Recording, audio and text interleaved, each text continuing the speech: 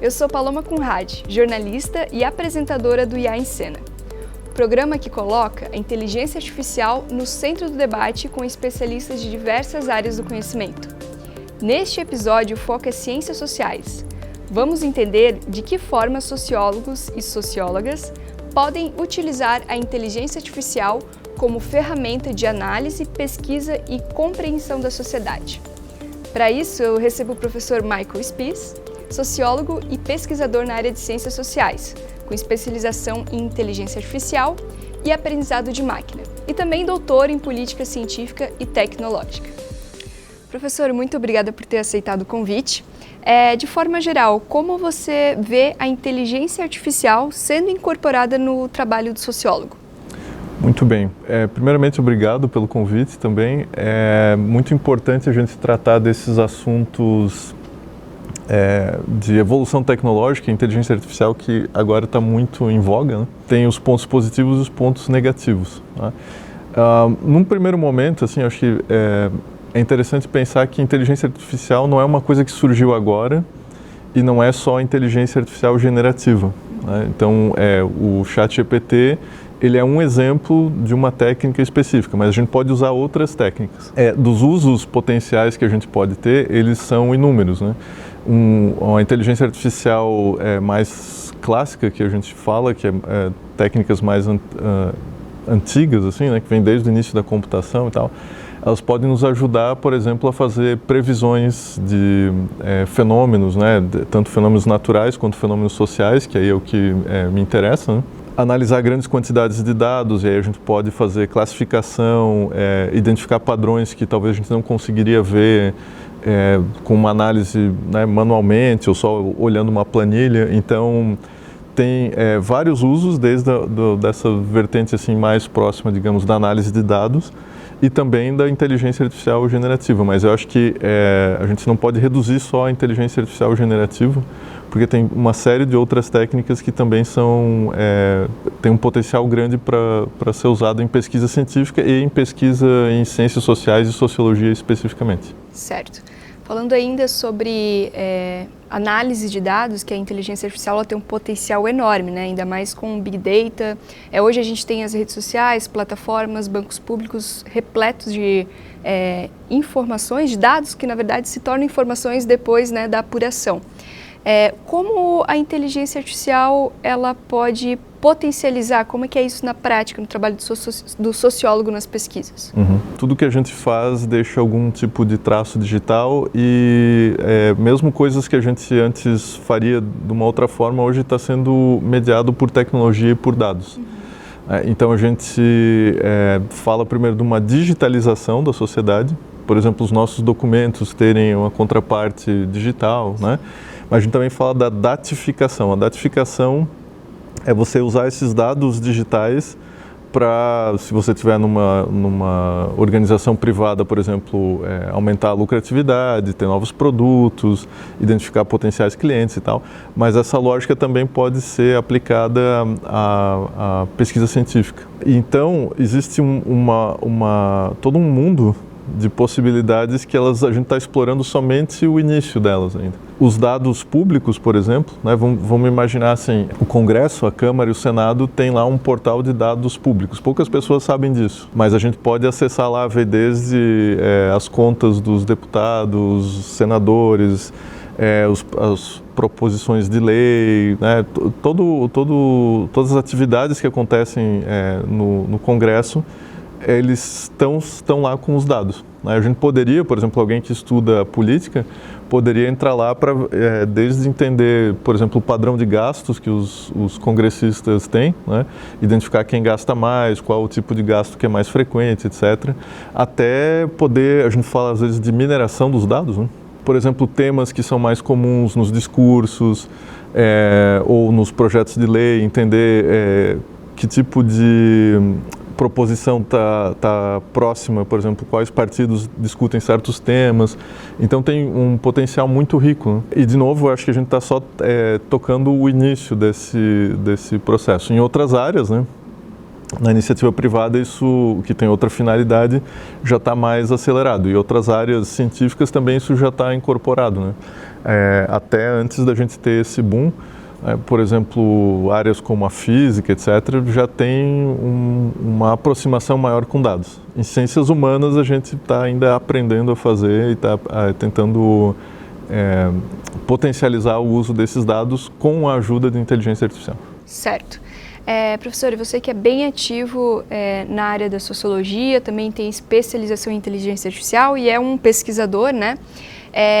Tem alguma abordagem, alguma plataforma, seja lá qual for, que envolve inteligência artificial e que seja interessante para trazer para cá? Eu acho que mais do que pensar em um produto que a gente dá um nome X, Y, etc., é pensar em gerar a habilidade, né, de pesquisa, colocar junto no ensino de metodologia de pesquisa, na prática de pesquisa, a ideia geral de como a gente pode usar. Você consegue, com um pouco de treinamento, um pouco de teste, você consegue programar diretamente sem depender necessariamente dessas outras plataformas, né? Então, mais do que pensar assim num produto, etc., eu diria que é uma aproximação, né? Entender que as coisas elas podem ter seus aspectos negativos, que aí a gente acaba discutindo, claro, né? Os vieses, essas coisas, mas também tem um potencial grande, né? E que se a gente só olha pelo lado negativo, a gente pode estar se privando justamente desse potencial de fazer uma pesquisa que antes seria impossível, seria muito difícil de fazer. Então, eu acho que mais do que um produto é pensar assim, tipo, olha, vou estudar um pouco de lógica de programação, vou estudar um pouco de como funciona a inteligência artificial, não só como usuário, mas também como a gente pode potencializar esse uso, né? Porque tem coisas que são muito complexas, e tem coisas que são relativamente simples, e as pessoas não sabem. Então, eu diria que é mais por essa linha, assim. E no campo da pesquisa, já que a inteligência artificial ela tem esse poder de analisar grandes quantidades de dados, né? Em uma pesquisa, como ela se alinha ou entra em tensão com o método qualitativo e interpretativo? Eu acho que essa oposição, né, a gente coloca ela porque pensa assim, computador é um mundo exato, né, e tal, e ciências humanas, sociologia, antropologia, ciência política é uma coisa mais subjetiva e tal. Num primeiro momento, sim, faz sentido, mas isso também não é tão claro assim. Hoje em dia, por exemplo, e eu estou estudando um pouco sobre isso, a gente tem o potencial de fazer uma coisa que em ciências sociais era muito difícil no passado, que são experimentos, né? Porque você não pode fazer certos experimentos com as pessoas porque é antiético, né? Se elas vão ficar em risco ou se vai ser impactante para elas emocionalmente e tal. Existe um obstáculo, digamos, ético, né? Mas também tem um obstáculo prático. É muito difícil, às vezes, você encontrar, sei lá, 10 pessoas para fazer um debate, um grupo focal, que é uma metodologia, né? Ou a gente, mais do que isso, né? Saber grandes tendências, né, de grupos, por exemplo, sei lá, a comunidade da FURB, a cidade de Blumenau e tal. Hoje a gente consegue, com a ajuda de inteligência artificial, simular situações sociais, porque essas tecnologias, né, especialmente os modelos de linguagem, né, que é a tecnologia que está por trás do ChatGPT, ela é bem competente já em simular uma pessoa, né? Então, assim, a gente pode dizer assim, olha, você vai fazer o papel de um pai de família conservador que, sei lá, né, está preocupado com segurança pública. Aí a gente passa lá para uma outra parte, né, não é o ChatGPT que a gente entra assim, né? A gente faz com programação, mas a gente pede para o outro agente, a gente chama, né? Outra parte que está simulada, você é um jovem que, sei lá, está preocupado com movimentos sociais, com outras coisas. E a gente pode montar essa situação e aí perguntar uma coisa, qual é a sua opinião a respeito do aborto? Como os modelos de linguagem eles são bastante competentes, aquele que é o conservador vai dar uma resposta que é parecida com o conservador e a pessoa que é progressista, a pessoa, né, o agente, a simulação que é progressista vai dar uma resposta também assim. Então, a gente pode fazer esses testes, assim, né? E que antes era muito difícil, né? Principalmente num contexto, assim, estudantes de graduação, que não teria como fazer. Então, tem um potencial grande, assim, também nesses contextos. Da gente, por exemplo, fazer simulações que antes não seriam possíveis, seriam muito difíceis de fazer. Sim, bem interessante. Tem muita gente utilizando, por exemplo, o ChatGPT, que é a ferramenta mais acessível que temos hoje de inteligência artificial, para conversar sobre a vida, sobre problemas sociais, enfim, né? Isso é bem interessante, mas também um pouquinho assustador, né? Tem um problema que se a gente vive numa sociedade que as pessoas têm que recorrer a alguma coisa assim para poder falar dos seus sentimentos, né? Acho que tem um problema de comunicação, assim. Mas talvez a gente tem que prestar atenção assim nesse fenômeno, porque uma inteligência artificial dessas generativa de texto, né? Ela pode ser um bom professor ou um tutor, um assistente que não vai cansar. Você pode fazer a pergunta inúmeras vezes que ela não vai cansar. Então, assim, como tudo, né, o uso excessivo é problemático e tem pessoas que, por exemplo, têm já problemas prévios de saúde mental que talvez tenham que, né, a gente tem que pensar como que resolve essa situação. Mas, por outro lado, esses assistentes, eles têm um potencial muito grande. Então, eu acho que não é nem tanto muito uma coisa nem tanto a outra, assim, a gente tem que ficar atento, assim como outras inovações que surgiram também têm lados positivos e negativos. Sim. Agora entrando em dilemas éticos, né? Quando a gente utiliza a inteligência artificial para pesquisas no campo das ciências sociais, como é que fica a questão da privacidade e também do viés algorítmico? Eu não diria que eu tenho, por exemplo, receio de fazer perguntas para o ChatGPT que em algum lugar alguém vai lá e diz, olha só, eu queria saber o que o Maico pensa sobre esse negócio e tal.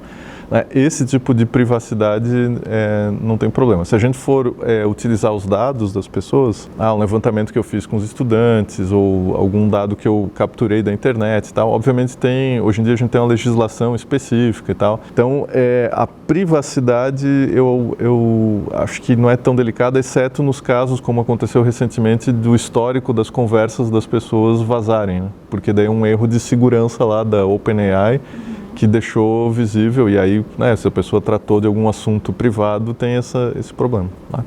Agora, por outro lado, né, você mencionou o tema dos vieses algorítmicos. Esse é um problema porque a inteligência artificial, apesar de as pessoas terem uma expectativa às vezes muito alta, né, ela só vai ser tão boa quanto os dados que ela tem. Né? Então, por exemplo, há uns anos atrás, uns meses atrás, uma primeira tentativa do Google com a inteligência artificial Gemini, ou Gemini, né, que era a parte de gerar imagens, né, eles identificaram que tinha um erro que, se você perguntasse assim, me dá uma foto de família típica, aparecia só a família heteronormativa com pessoas brancas. E aí eles foram tentar corrigir.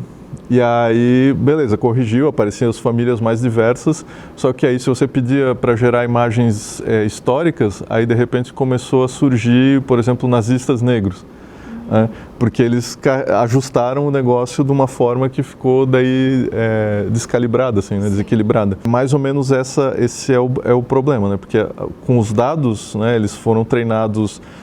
Se a gente pegar, por exemplo, a Wikipedia, né, de onde vem muitos dos dados que treinaram as inteligências artificiais, quando a gente entra na página inicial, tem um diagrama lá assim, e tem a quantidade de artigos em inglês, em espanhol, não sei o quê. Então, a quantidade que existe em inglês e, portanto, associado à cultura dos países como os Estados Unidos, a Inglaterra, a Austrália e tal, é muito maior do que os dados textuais que tem de outras línguas, né? Sim. Então, o viés cultural, o tipo de resposta vai vir mais ou menos alinhado à base de treinamento. Então, tem que tomar esse cuidado e ter essa atenção, né?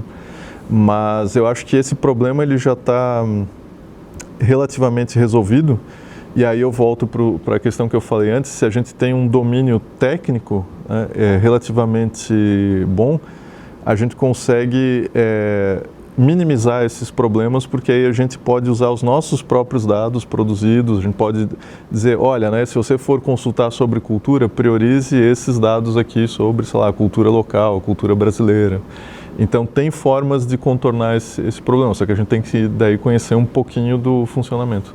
Exatamente isso que eu ia entrar agora, vindo para o campo profissional e da técnica, né?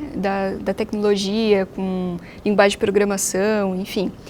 Você acredita que os profissionais, pesquisadores de ciências sociais, eles vão precisar dominar essa técnica de linguagem de programação, de modelagem de dados, ou a parceria com profissionais de tecnologia já será o suficiente? Essa é uma boa pergunta, assim, porque eu acho que não vai ser todo mundo que vai adotar essas tecnologias, né? E vai ter espaço para as pessoas que fazem as coisas de uma forma, nas pesquisas em ciências sociais, em sociologia, de uma forma mais tradicional. Num momento intermediário, eu não sei programar, não sei o quê, claro que você pode criar colaboração com parceria com o pessoal de computação, etc., para, olha, eu preciso que o algoritmo, que a inteligência artificial me dê a coisa X, o resultado Y. E aí tem um nível que, né, a partir do momento que você começa a ter um pouco mais de fluência tecnológica, você pode controlar o que você quer e tal, tem mais autonomia, né? Para quem não tem segurança, tipo, olha, eu não sei programar, não sei o quê, tem formas de você, né, solicitar ajuda e tal. Então não é uma habilidade obrigatória, por um lado, mas por outro lado, de novo, tem muito potencial e ganho de tempo, esforço, economia de custos que essas tecnologias permitem, que aí é interessante as pessoas saberem disso, né? Mas eu acho que os dois mundos podem conviver, não tem essa disputa ou esse conflito, ele é um pouco artificial, assim, né? Sim. Professor Maico, na sua opinião, qual deve ser o papel do sociólogo diante dessa transformação digital, ainda mais impulsionada pela inteligência artificial? Ele deve ser um observador ou um agente ativo? Opinião sempre é complicado, né? Mas, na minha opinião, eu acho que um agente ativo, né? Tanto do ponto de vista de fornecer um olhar crítico, né? Olha, aqui a gente está identificando um problema de viés algorítmico. Aqui a gente está vendo o desemprego tecnológico que vai ser potencialmente causado por essas tecnologias, etc. É um olhar de fora, mas também a gente pode ter o olhar de dentro, assim, né? Não deixar que essas coisas estejam só no controle de outras áreas do conhecimento e tal. Eu sou um entusiasta, claro, né, porque eu estou estudando isso, então, na minha opinião, eu acho que é muito importante, é desejável, é muito interessante, né, é desafiador e tal. Tem, de novo, né, vai ter o espaço para a pessoa que tenha a visão crítica e vai ter o espaço para a pessoa que vai usar isso de uma forma operacional, instrumental, que vai fazer isso parte da sua prática. Eu acho que é importante, né, porque um profissional de ciências sociais, de sociologia, tem uma sensibilidade diferente do que é o profissional 100% técnico. Então, identificar os pontos fracos, os possíveis riscos, essa coisa, faz parte do conhecimento de sociologia, de ciências sociais e, portanto, a gente tem esse papel que é importante. Se a gente se afasta disso, por desinteresse ou por ter uma resistência muito grande, a gente está, na verdade, perdendo o contato com a sociedade, de fato, né? Assim, sei lá, demandas até, sei lá, de movimentos sociais, porque a gente pode operacionalizar isso de uma forma que seja útil para a sociedade, para os movimentos sociais, para os trabalhadores, enfim, né? Então, eu acho que o papel do cientista social, do sociólogo, é muito importante para fazer essa conexão, né, entre um mundo mais técnico e a sociedade que, enfim, né, na qual estamos inseridos. Certo. E você, enquanto sociólogo e pesquisador, para os próximos anos, o que você espera dessa relação entre ciências sociais e inteligência artificial? Qual seria o cenário ideal? O cenário ideal, eu acho que é que as pessoas tenham um pouco, assim, como eu mencionei, né, esse interesse, essa sensibilidade de aproveitar esse momento, né? A gente nunca teve dados tão acessíveis, nunca teve tantas técnicas para analisar os dados, para processar os dados. mas por outro lado ainda tem uma certa resistência, assim, né? Então eu costumo dizer que eu sou pessimista no curto prazo e otimista no longo prazo. No curto prazo eu acho que a gente vai ter muito conflito tanto na sociedade, assim, né? Isso aqui vai tirar o nosso emprego, isso aqui vai sei lá, desestabilizar a democracia, né? Tem várias questões super importantes nesse sentido. E na prática, né, de sociologia, por exemplo, a gente vai ter o conflito das pessoas que dizem, não, isso aí não é bom, isso aqui é um caminho que a gente não quer seguir. E vai ter as pessoas, mais ou menos como eu, que dizem, não, a gente pode adotar isso, né, só fazer com certo cuidado e tal. Então, no início vai ser muito conflituoso, eu suponho, assim. E no futuro, eu acho que assim como a gente, por exemplo, incorporou digitar texto no computador, navegar na internet, usar redes sociais até como fonte de dados, não só para se comunicar, né? Mas enfim, a gente vai acabar internalizando, né, no médio prazo, longo prazo, essas coisas na nossa prática cotidiana, né? Então, no longo prazo, assim, o cenário ideal, eu acho que é a gente potencializar essas coisas. Nunca é simples, né? Pode ser que tenha um conflito no início, mas a longo prazo eu sou otimista. Eu acho que o ideal é que a gente vai conseguir, não só nas ciências sociais, mas ciência em geral, a gente vai conseguir potencializar várias coisas, acelerar muitas descobertas com a ajuda de inteligência artificial. E para encerrar aqui, professor, você que tem essa dominância de tecnologia, de inteligência artificial e também é um pesquisador de ciências sociais, o que você indica para o profissional hoje ou até para os estudantes de ciências sociais? Como é que ele pode integrar a tecnologia no trabalho dele? Primeira coisa, eu acho que é ter uma mentalidade, uma disposição aberta, assim, entender e verificar o que é bom, o que é ruim, o que é útil, o que não é útil, o que é viável, o que não é viável, né? E as profissões, elas mudam, né? Então, um estudante de ciências sociais hoje, que vai ser professor no futuro, que pode ser um pesquisador, os pesquisadores, eles vão ter que se adaptar, né? Eu acho que existe, claro, toda uma questão, a gente já falou ética, tem o problema um texto que é feito a partir de um prompt, né? E é feito num modelo de linguagem. Quem é o autor disso, se a pessoa realmente absorve esse conteúdo ou não e tal. Existe uma série de questões que devem ser tratadas, né? A questão é que eu sou, de novo, né, eu sou otimista e eu acho que o potencial é muito grande. Quem quiser entrar nesse aspecto, primeiro é abertura e depois é estudo, é prática, né? Porque usar de uma forma superficial é muito fácil, né? Você entra na internet, pergunta e tá lá. Usar de uma forma aprofundada e com intenção de pesquisa ou intenção de geração de ideias, etc., aí começa a ficar mais complexo. E quando você está tratando dos dados, aí sim tem um nível de complexidade maior, né? Então, também, além da abertura, além do interesse, tem que ter estudo, tem que ter, né, não é uma coisa tão automática, né? Apesar de já não ser tão difícil quanto era no passado. Obrigada, professor, pelas suas contribuições. A gente vai deixar alguns artigos do professor na descrição desse vídeo. E a você que nos acompanha, o nosso agradecimento. No próximo episódio do IA em Cena, seguimos explorando os impactos e os usos da inteligência artificial nos diferentes campos do saber. Até lá!